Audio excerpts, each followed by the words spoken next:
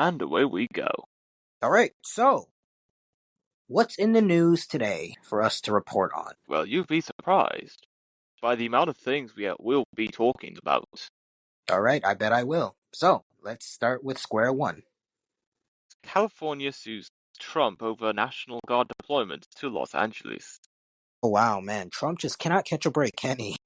No, I don't think he wants to. I mean, first with the tariffs, then with Elon, now this. Man, all right, let's hear more about this news. California Governor Gavin Newsom announced on Monday that he will take legal action against President Trump in response to the federal government's decision to send thousands of National Guard members to Los Angeles without obtaining permission from the state. The lawsuit follows unrest and violent protests linked to immigrant raids, with Newsom claiming the federalization of the National Guard was illegal and unconstitutional due to a lack of coordination. Federal and local officials addressed protests marked by confrontations, property destruction, and numerous arrests, while a spokesperson for the White House praised President Trump's efforts to restore order amid criticisms of state leadership. Newsom challenged the deployment by calling it unlawful, unethical, and a violation of the Constitution, urging to end it quickly, even as ICE carried out raids that resulted in the detention of dozens of immigrants. All I'm gonna say is this: it's like I said, Trump just cannot catch a break, can he? But does he really want to catch a break? Is the question you asked. Does he want to catch a break? And I would presume that, this case would either not make it to court at all, or if it does make it to court, Trump would win. I don't know. It's like just Trump just has a lot of money, to spare. So it's like he's most likely gonna win. And yeah, it's I would honestly just hope that whoever's in the right gets what they deserve, and whoever's in the wrong gets what they deserve. But if this does actually make it to court, let's just see how it goes, and hopefully the right side will win, and hopefully the right side will lose, and hopefully the wrong side will lose. But yeah, is there anything else? Is there anything you got to say about this? Well, I can't lie. It was going to happen at some point, and although I do not encourage such violence as we've seen, if desperate times call for desperate measures, then it also calls for desperate solutions. And it may not come soon as we want it to happen, but over time, at some point, something is going to be solved. So the question is, to whose benefit will it give as a result of that? Yeah, that's true. That is true. That is true. And ultimately speaking, yeah, you're most likely right. This was bound to happen. This was bound to happen at some point, and it's happening right now. So hopefully, no one gets hurt from this, both physically and financially. But in other news, breaking: WNBA star Angela Reese, I believe that's how you pronounce her name, is receiving backlash after twerking and getting her elevated cheek smacked by rapper Sexy Red after expressing to her fans that she was tired of being sexualized. The irony, women. The irony, tired of being sexualized by your fan base, yet you're sexualizing yourself by twerking your, Dom as Dom says, elevated cheeks, and having Sexy Red, the most sexualized rapper in the world, slap them. This is rich. And now that I'm done with this video, I'm going to unsave it because I have no reason to keep it. But yeah, anyways, is there anything else in the news? Getty Images and Stability AI face off in British copyright trial that will test AI industry. Okay, wow. Test the AI industry. That sounds unheard of. That sounds like something that you would never do. Let's hear more. Getty Images sued Stability AI at London's High Court on June 9, 2025, over alleged unauthorized use of millions of images to train AI models. Getty alleges that Stability AI scraped images without consent for its stable diffusion system, prompting a complex legal battle over copyright infringement. Getty's lawyer emphasized the case enforces intellectual property rights without opposing AI development, while Stability AI claims the lawsuit threatens its business and innovation. The High Court described the case as highly complex, with experts noting it will set key legal precedents affecting AI, copyright laws, and market practices in the United Kingdom. The trial, anticipated to wrap up by the end of June, may shape future legal protections surrounding AI copyright and establish clear limits on permissible training techniques for AI systems. Interesting. Other than the copyright situation, it doesn't really seem that complicated. I mean, it's just a case of someone stealing something and then someone else suing it, not someone just suing someone else for stealing their stuff. It just seems like that. But other than the copyright stuff, it doesn't really seem that complicated whatsoever. I will say this: we should see. I don't think there's really going to be much of a difference, regardless on who wins and who loses when it comes to AI, because AI is here to stay. AI has probably always been here for years. It just but It just became mainstream quite recently. yeah, it just became mainstream quite more recently. But it's probably always been here. Like shoot, they were probably using some of this AI stuff to make one of some of our favorite apps and some of our favorite things to use every single day. I'm not gonna go as far as to say that they used to create Instagram. No, that took real work.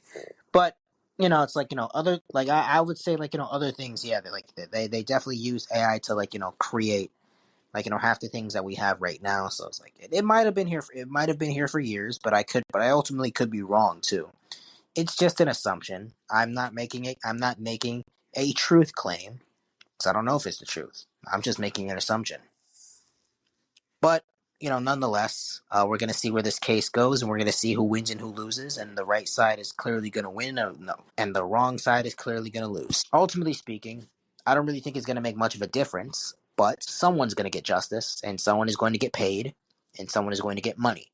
We're just gonna see who gets that justice, who gets the money, and who gets everything. And if it does change, a huge portion of things, then fine. But I don't think much is really going to change. I just, AI is going to continue to get better and better and better and better, and the need for human beings is going to get lower and lower and lower and lower and lower and lower as time goes on. But ultimately speaking, you just have to find a profession where the need for humans are still needed. So it just is what it is. And it was what it was. Exactly. But yeah, is there anything else in the news? 3 dead after plane fighting screwworm spread crashes in southern Mexico. Wow. All right. Dang, that's unfortunate. 3 dead Yeah. out of how many other? A plane involved in efforts to control a screwworm infestation threatened cattle crashes while dispersing sterilized flies amid ongoing disputes between the US and Mexico over pest management strategies. The crash occurred 20 minutes after takeoff due to suspected engine failure, impacting a hillside and destroying 90% of the fuselage. Mexico's aviation authorities assigned 50 investigators to the crash site, recovering most of the wreckage, including the black box, which suggested a 70% probability of mechanical failure. Meanwhile, families of the victims were compensated with $50,000 each. The accident halted 20% of daily flight releases, caused $2 million in damages, and prompted 200 new inspections to address Mexico's 15% aviation safety gap. Well, first off, it's unfortunate that 3 people had to die because of all of the stuff that occurred on that plane. You said with an infestation of flies. You said Screwworm. screwworms. Okay, of screwworms and just generally just problems with the plane in general. Yeah, it's just very unfortunate that at three people had to die, and I don't really know how many people were on that plane specifically, but if there was more people on that plane, then it's definitely, I would say, it's unfortunate that three lives had to go, but ultimately it's better than having a bunch more people die. Yeah. Yeah, it's more fortunate that just more people did not die. I mean, you'd even be lucky if you only got injured during that plane ride. But yeah, it's I don't know, man. It's just also why I'm probably never gonna get on a plane. I mean, unless I'm rich and it's my own private jet, fine. But it's I don't think I'm really ever gonna get on a plane. I mean, I'd probably rather just drive hours and hours and hours than get on a plane in this day and age, at least. Maybe somewhere a couple of years back, I probably would have been open to getting on a plane. I don't like heights, but I would have been okay getting on the plane. But it's now it's I don't know. It's now that I'm hearing what's happening with these planes, man. It's I don't want to get on I would rather not get on a plane. I would rather just drive there, or just I don't know, I would rather either drive there or just take a shuttle train or something like that, something along those lines. But I'm not. I don't think I'm really gonna get on a plane, as far as that goes, unless it's a private jet or something. I don't know, something along those lines. But yeah, um, for the most part, yeah. May those people, or hopefully those people are resting in peace. But yeah. Is there anything else in the news? TikTok star Kabi Lam departs US after ICE detention over visa overstay. I did actually hear about that. I've seen his memes everywhere, but I didn't know he was a famous TikTok star. I didn't really know that. And some people said I think there was in some articles where I think it was in some articles where it was saying he went they detained him and he just went back to his country willingly because he kind of knew that he overstayed his welcome. And to that I say it's fine. I mean he went back to his country. I mean, at the end of the day, he's still a famous TikTok star, and he's still making a good amount on TikTok. So, regardless of what country he's in, he's good. I say he's good, regardless. Yeah, I mean, he has he has a ton of followers on TikTok. He'll be fine. He'll be fine. He sure Shoot, will be. shoot, yeah. It's he'll yeah. So it's there are people there are many people who are really just going hard on the illegal immigrants in our country in this country, and for the most part, some of them are complaining, and some of them are just and there are other guys who are just there are other guys who are pretty much if you don't like this country, then go. It's really as simple as that. I mean, unless you don't have the money to go, that's one thing, but it's if you have the money to go, then just go. I even heard that there was I think there were Mexicans kind of complaining that about Trump or just about something else, and it's I'm people were saying, how about you just go, get out of the country, go. You can do that, and some of the illegals can literally just turn themselves in and just get deported back to their country if they don't like Trump or if they don't like this country in general. It's very hypocritical when someone says that they don't like a country, yet you're staying in the country and reaping its benefits. You're reaping the benefits of freedom and the benefits of choice and the benefits of just free living and just helping your kids start a new life. I say if you came to this country willingly and illegally, you shouldn't be complaining. And I'd say if you get deported, well, hey, you should be happy actually if you're complaining. You should be happy if you're complaining about if you're complaining about the country. And don't cry when you get deported. But yeah, that's just ultimately what I believe. As for the TikTok star, yeah, he'll be fine. I'm not really worried about him. He's got money. He's rich. I would hope. I would hope he's rich. I would hope he's rich with all the followers he's gotten. Absolutely. Yeah, I would. Yeah, if you just have all those followers for show and you're not even rich, then man, like, bro, what are you doing? What were you doing with that money? But yeah, you know. And I'll be honest, he'll probably come back to the country. He'll probably come back. Let's be honest. But if he doesn't, then I don't know you. I don't know you personally, but it was great having you in this country. And so long. And may you continue to succeed in your future endeavors. But yeah, is there anything else in the news? UK financial regulators partners with NVIDIA in AI sandbox. Interesting. Let's hear more about that. At London Tech Week 2025, UK Prime Minister Keir Starmer announced an initiative to equip 7.5 million employees across various industries with artificial intelligence expertise by 2030. The initiative follows growing investments in the UK's AI industry, including Oracle's $5 billion pledge and NVIDIA's commitment to expand local AI infrastructure. The plan includes a £185 million investment in AI education for schools and universities, along with a new £187 million Tech First initiative designed to provide AI skills training for secondary students, supported by major companies such as Google and Microsoft, offering free training resources.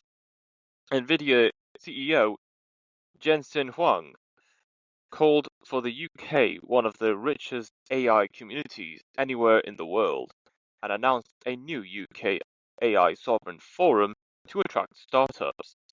The UK's Financial Conduct Authority partnered with NVIDIA to launch a supercharged sandbox starting in October, allowing banks to safely experiment with AI amid regulatory concerns.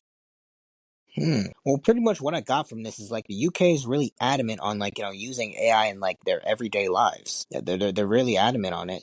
Like in schools, in banks, in work, in everyday work.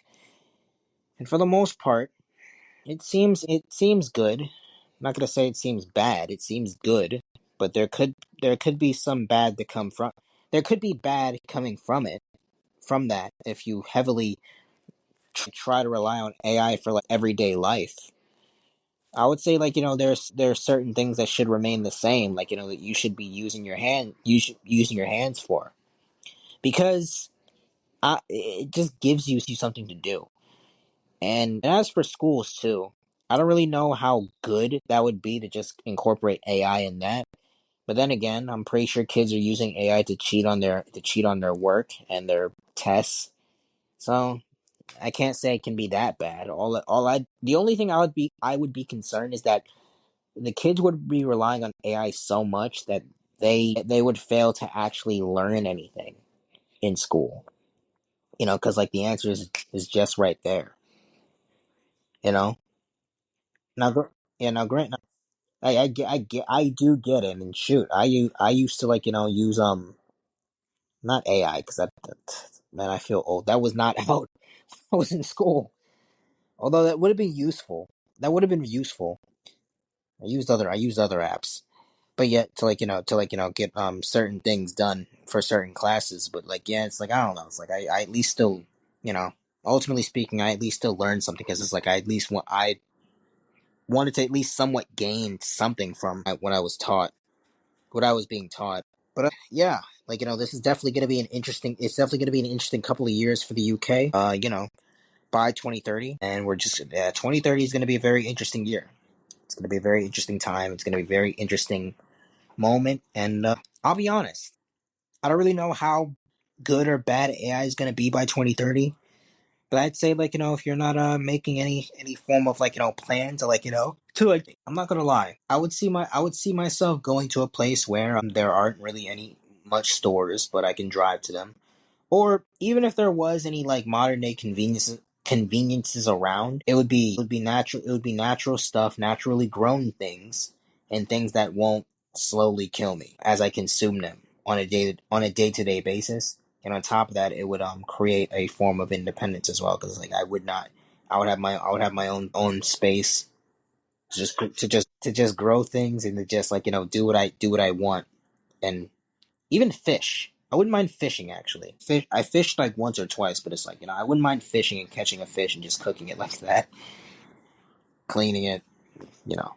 But yeah, it's like, but yeah, as for the AI, it's gonna take over. I don't know why. I feel like things happen faster in the UK than it happens in the US. Does it? What do you mean by that? Oh, I don't know. I don't know. I don't know. It's like, I don't know. It's like either. Actually, I might be thinking of somewhere else. I might be thinking of Japan. I might be thinking of Japan actually. Okay. No, I'm thinking of Japan. My bad.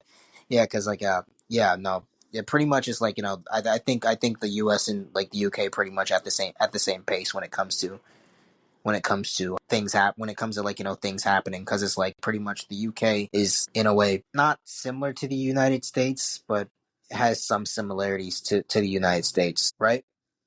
A few some similarities. Yeah, there are a few similarities. No, there are also like a few differences. We're different, but it's like there are certain things that we do the same. So actually, we're definitely going at the same pace when it comes to that. When it comes to that type of stuff. But yeah. Is there anything else in the news? Climate change heightens risk of Indian farmer suicides. Wow, climate change. Let's hear more about that.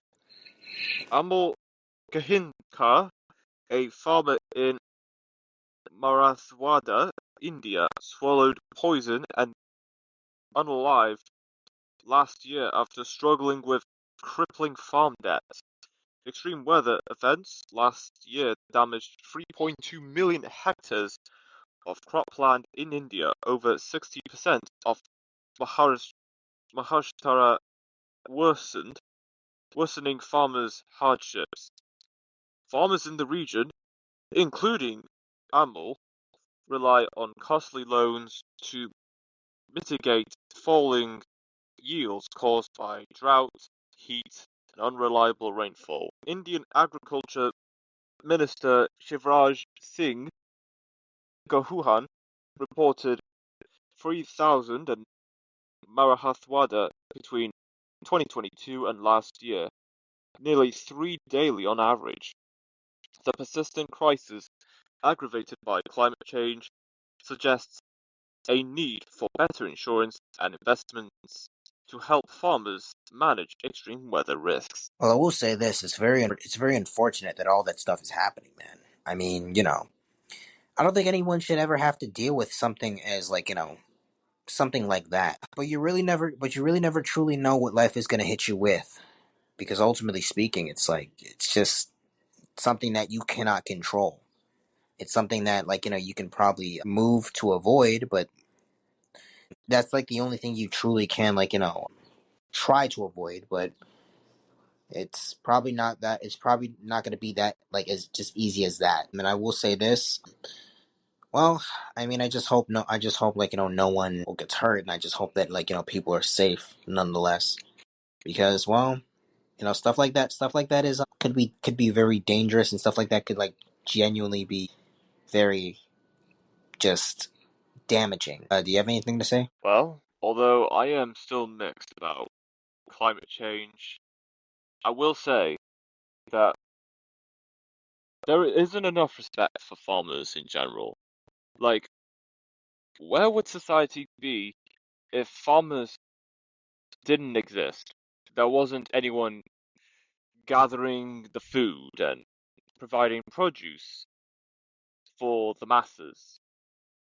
So, despite whatever goes on with our environment, there has to be some way to ensure that farmers have the support they need to continue their work and brace themselves for any unexpected risks that may throw at them. Yeah, that's true. I mean, climate change, like, you can honestly just, like, look at it like, I'm not really sure if that's, like, real or anything like that. But yeah, it's like, Yeah, you're absolutely right. Farmers definitely do not get enough respect, and we would definitely not be anywhere without farmers. I mean, shoot, who's gonna grow the food? Us? Yeah, good point. Yeah. I mean, we're too comfortable in our Western lives to grow food. What's that? I mean, if I want food, I can just buy it at a store. Oh wait, I can't buy it at a store if no one grows it. Yeah. But yeah, it's just nothing operates without farmers, and that's true. It's dang true. But yeah, it's just yeah, no one is really giving farmers enough credit. No one is truly appreciating what the farmers are doing for us as a whole. But yeah, it's ultimately speaking, there's really nothing that truly we can do about it. We just have to pray for the farmers and just hope that everything is okay on their end. And yeah, that's all we really can do. And yeah, and that's about it. Because it's from our perspective, we can't really do nothing. I mean, unless we want to go there and help the farmers. But what's that? We're too busy. But at the same time, not really. And what do we do? Just go to work? The average man gets tired easily after work. So yeah, no, in a way busy, but I guess the jobless people not that busy, not that busy. But it is what it is. Was what it was. Yeah, that is true. But is there anything else in the news? NATO learns as Ukraine's creativity changes battlefield. Okay. How does their creativity change the battlefield? We just open something. It doesn't give me. Alright, here we go. Okay. In the Brazin operation on June 1st, at least several dozen Russian aircraft were destroyed on the ground, thousands of kilometers from the battlefields in Ukraine.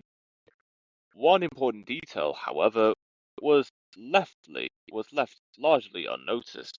The attack relied heavily on artificial intelligence. According to Ukrainian officials, AI tools were used to train the drone software to help identify targets and suggest striking points for each aircraft. They also guided the drones to its target if the connection was lost to the operator, authorities said. Yet, each drone was still controlled by a pilot, according to Ukrainian President Volodymyr Zelensky. Although this was not a case full of fully autonomous drone technology or drone swarms, the raid once again demonstrated the growing use of AI in warfare on both the Ukrainian and Russian sides. Man, what happened to us? Now we're relying on artificial intelligence to fight our battles.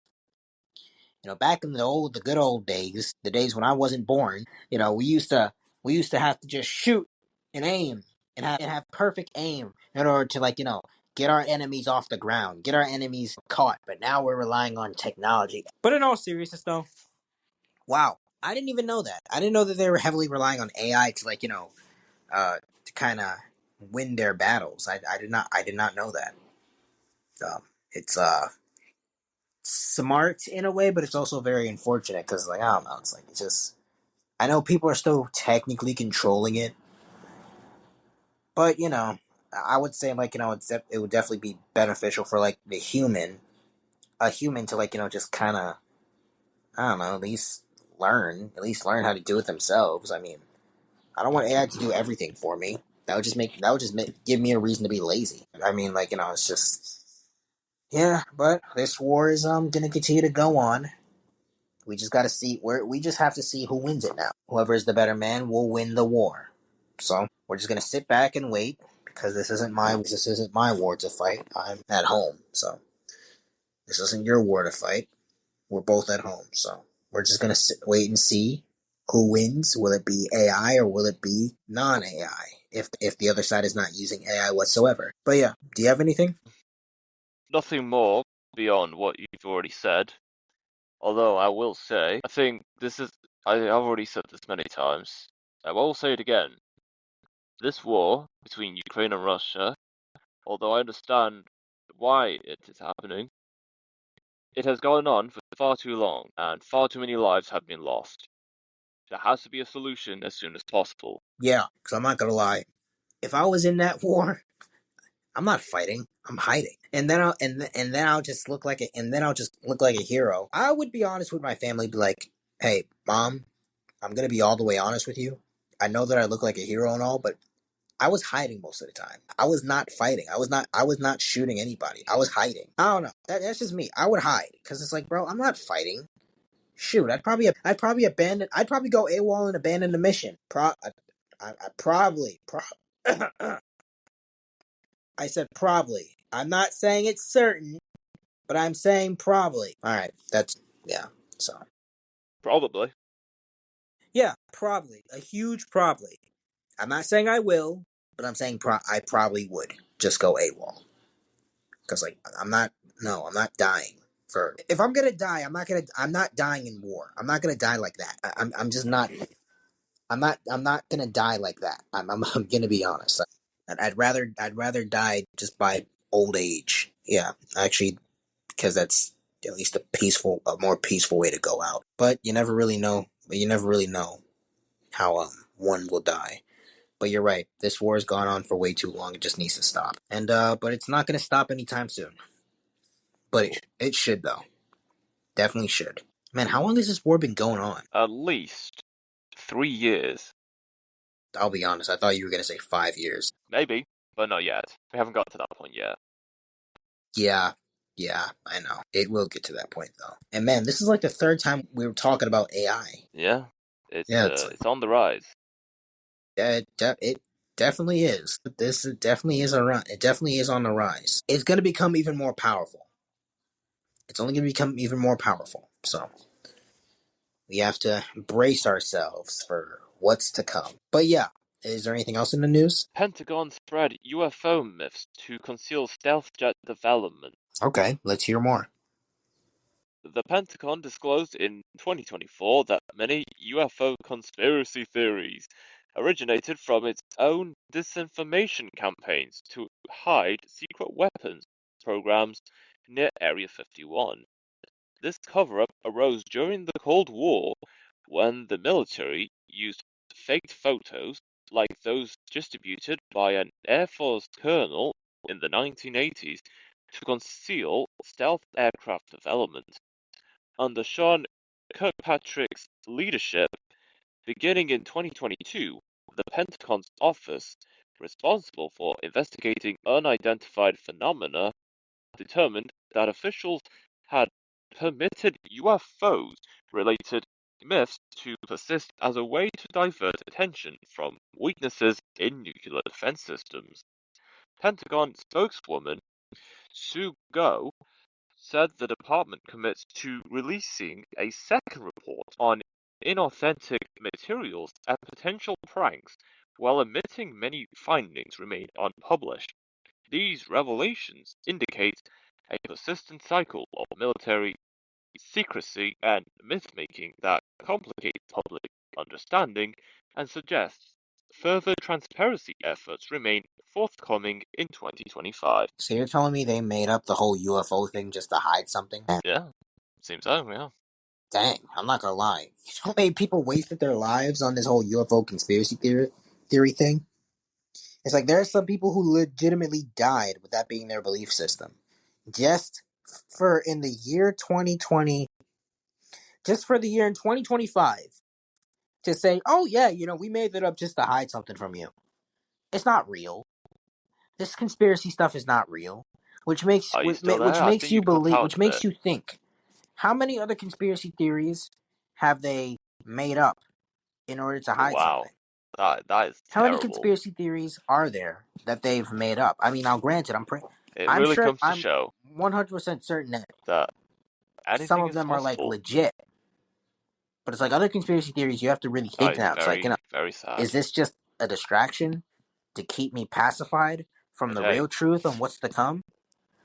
it's better to find out later than Yeah, never. it's like it's just the question that you should really ask yourself. Well, it's a question that hardcore conspiracy theorists must ask yourself that question. You're just deceiving yourself. I'm gonna be honest with Well, you. Delusional. now I'm not being encouraged.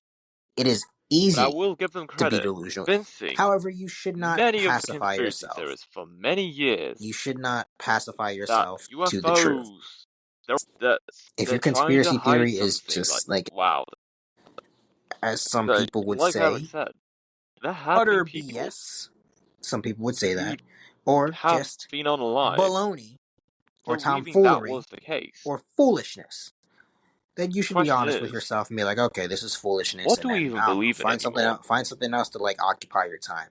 Like, I don't know, your wife. Anything people do But for attention, yeah, it's like, just or find they something will else to do occupy anything your time then. to Than distract people from conspiracy theories that other they've made, issues that that they've are purposely made up very to urgent and pacify. important to know. But it's messed up that they did. Well, I that's that's something unfortunate that you would expect from, for like, for the other those side to do. Tell you who were something on who purpose, were or let convinced photos get that leaked on they were purpose real, that whatever in has been order for you said to be by the pacified Pentagon, to that it what's was really real. going on. Now knowing that they're So not real at all, ultimately speaking, wow, that's it is what it is. come to conclusions just yet. However, Are you there? it is quite damning. It really Hello, takes a lot. Jame? Well, all I can say is, Hello. well, I was never fully on board with the UFO stuff, and Eric sent me a message on the Discord saying, "Can you hear me?" Question mark. I will answer no. What I want to know is, can he hear me? No. Okay, so Eric just responded on Discord saying, "No, he cannot hear me. I leave and join again," he says.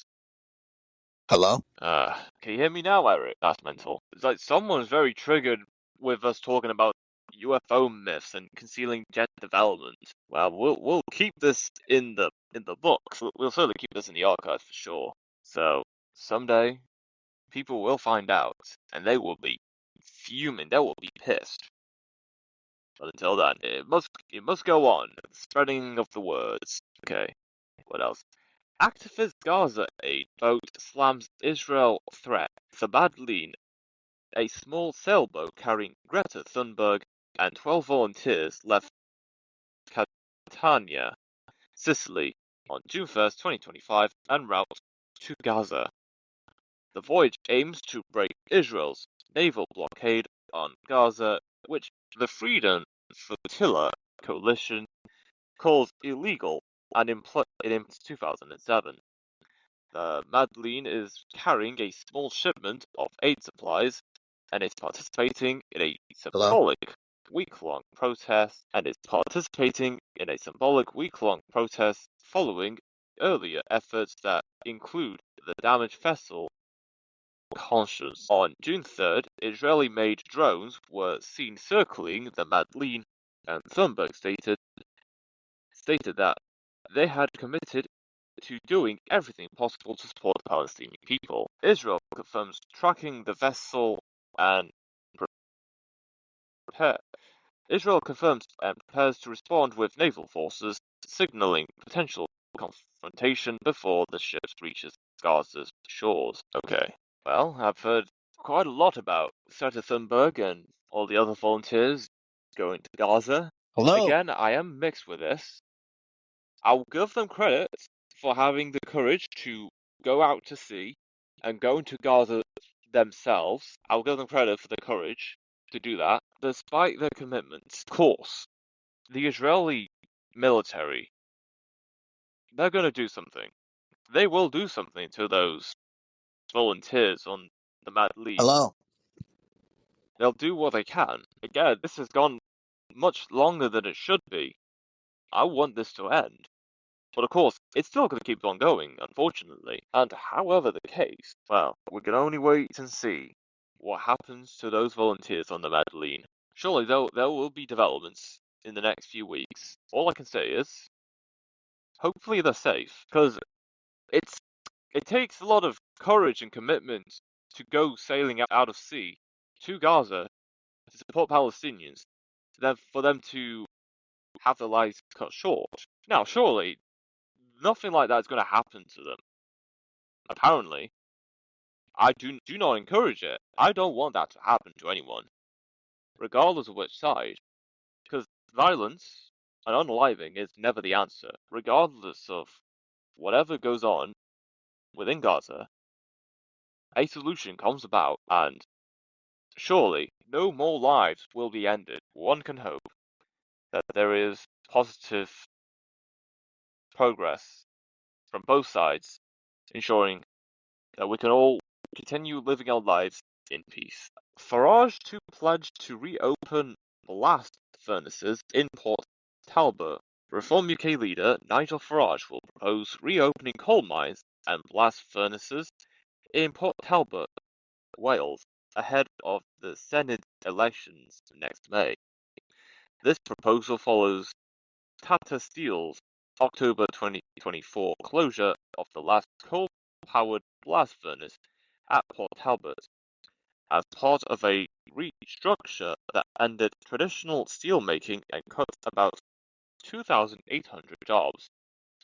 Farage's proposal includes restarting local coking coal mining, and blast furnaces to provide a more cost-effective option compared to electric furnaces, although reactivating blast furnaces is challenging and may incur substantial expenses.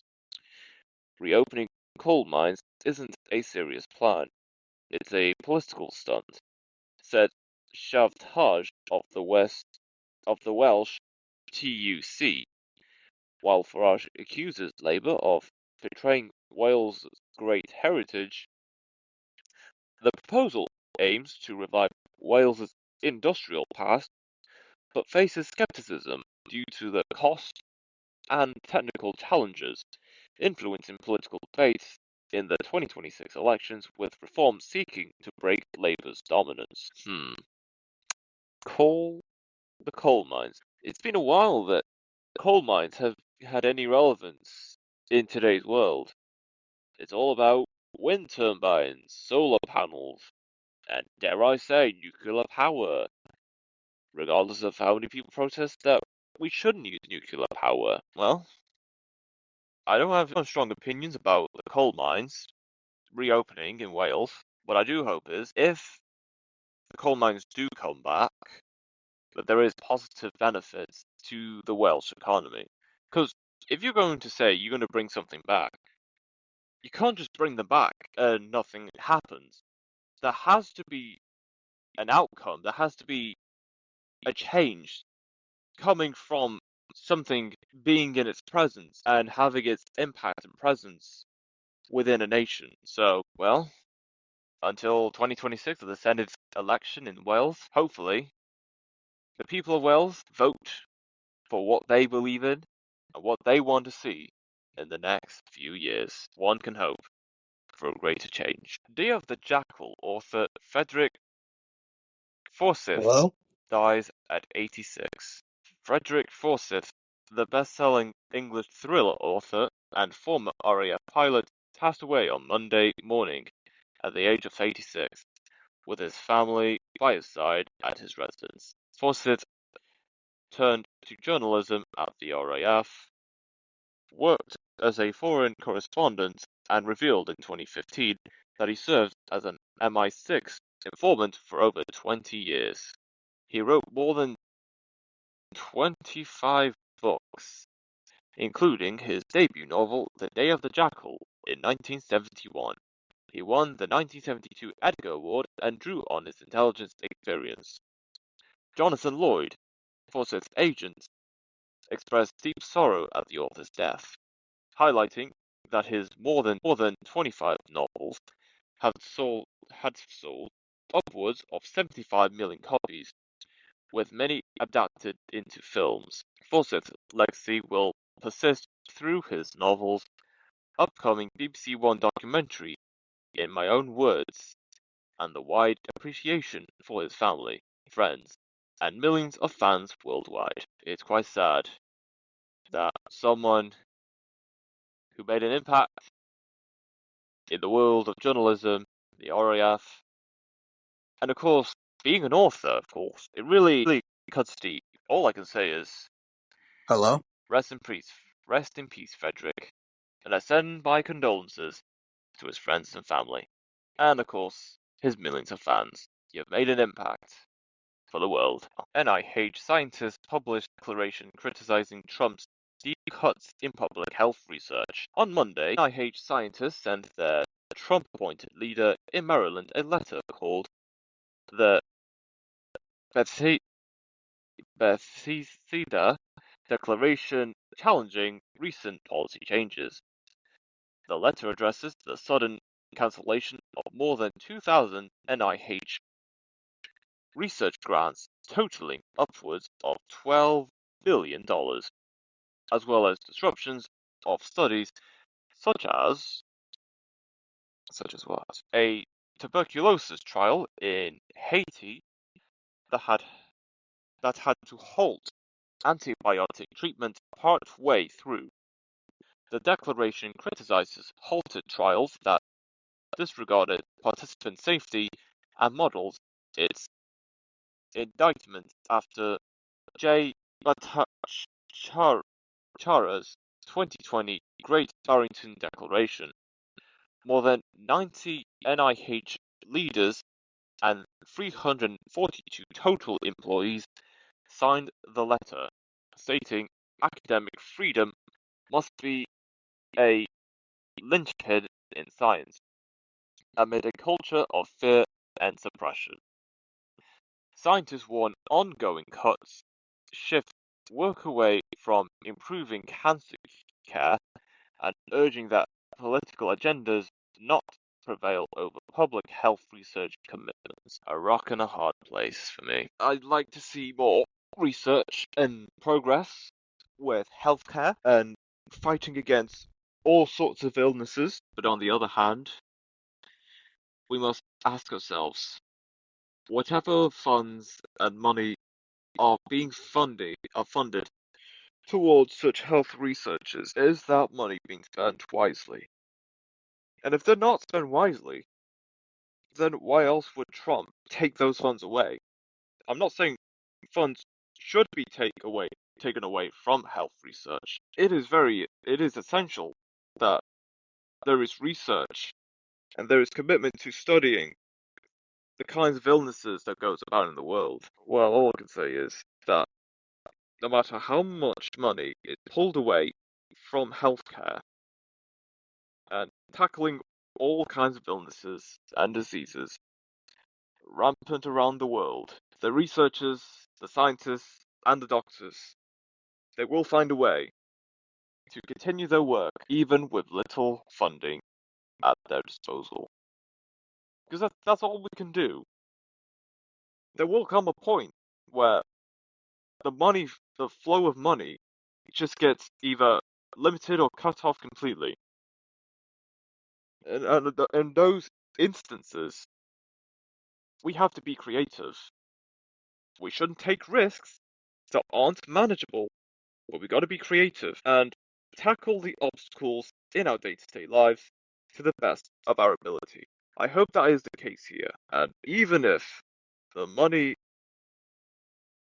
is not being flowed to the appropriate departments, the researchers and the experts continue their work regardless of circumstances. And that is the episode. Yeah, that is the episode, guys. Thank you all for listening, and despite a connection cut off from Eric, I don't think he still can't hear me.